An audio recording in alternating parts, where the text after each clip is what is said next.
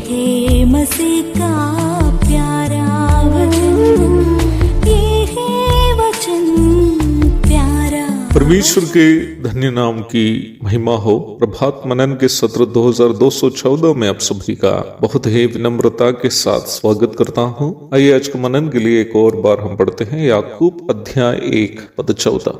परंतु प्रत्येक व्यक्ति अपनी ही अभिलाषा से खींचकर और फंसकर परीक्षा में पड़ता है। हमारे बीते प्रभात मनन में हम ये देखे थे कि प्रलोभन शैतान के द्वारा हमारे ही अंदर वास करने वाले पापमय स्वभावों का शोषण करने की प्रक्रिया है। हम इस बात को पूर्व में देखे थे कि पढ़ी गई पद में जो परीक्षा शब्द का उपयोग हिंदी में किया है उसका सही अर्थ प्रलोभन है। आदम और हवा में जो पाप प्रवेश किया था वो पीढ़ी दर पीढ़ी से हमें भी और हमसे हमारे बाद की पीढ़ियों में भी और उनसे अगले पीढ़ियों की ओर भी प्रवेश करते रहता है। अवश्य इस बात को ध्यान रखिएगा कि हमारे अंदर जो भी पापमय स्वभाव है वे हमारे कोई पूर्वजों से हम प्राप्त किए हुए हैं। वैसे ही हमारे अंदर से हमारे बच्चों में भी वो स्वभाव जो पापमय है जाएगा।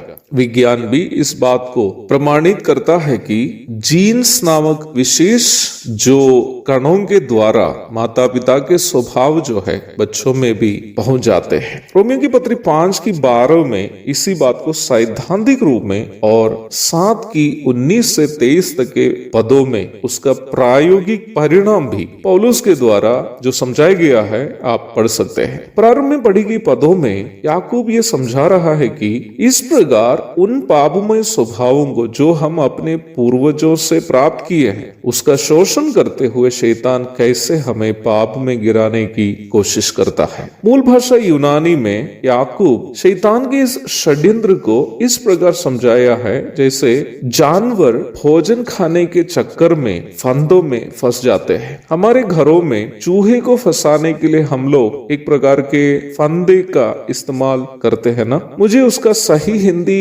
नाम मालूम नहीं है। उस फंदे के अंदर जो एक पेटी के तरह होते हैं जिसका एक तरफ जो है एक स्प्रिंग के माध्यम से हम खुला रख सकते हैं। उस फंदे के अंदर हम किसी प्रकार के भोजन वस्तु को फंसा कर रखते हैं। रात में चूहे जब उस भोजन वस्तु को खाने की इच्छा से उस पेटी के अंदर घुस जाता है और फंदे में फंस जाता है। वास्तव में ये जो फंदे हैं जाकर चूहा जहां है वहां जाकर उसको फंसाता नहीं है, बल्कि चूहा अपने ही भूख के कारण स्वयं आकर उस फंदे के अंदर घुसकर उसमें फंस जाता है। शैतान उस फंदे के समान है जो हमारी इच्छानुसार के भोजन लटका कर उस रास्ते में रहता है जिस रास्ते से हम गुजरते हैं। जैसे हम चूहे को फंसाने के लिए उसके पसंदीदा भोजन को फंदे में लटका कर रखते हैं ताकि भोजन खाने के लिए चूहे आने के समय फंदे में फंस जाए, उसी प्रकार शैतान भी हमारे पापमय स्वभावों के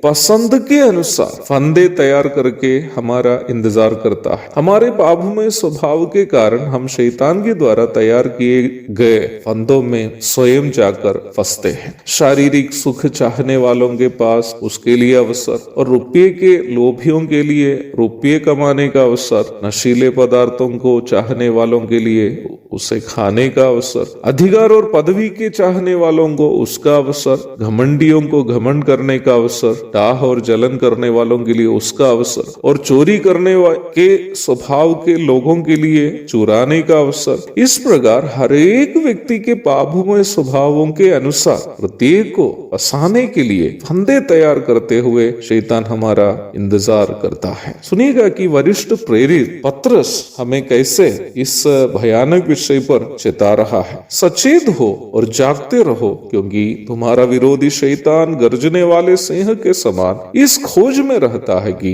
किसको फाड़ खाए। पहला पत्रस 5:8। शैतान पर जीत पाने के लिए हमें अवश्य अपने पापों स्वभावों को पहचानने की अनिवार्यता है ताकि जब शैतान हमारे पापों स्वभावों का शोषण करने के लिए प्रलोभन लेकर आता है तो हम उसके फंदों में फंस न जा पाए। एक और शुभ दिन की धन्य कामनाओं के साथ आज का मनन में यह समाप्त करता। प्रभु आप सबको आशीष दे।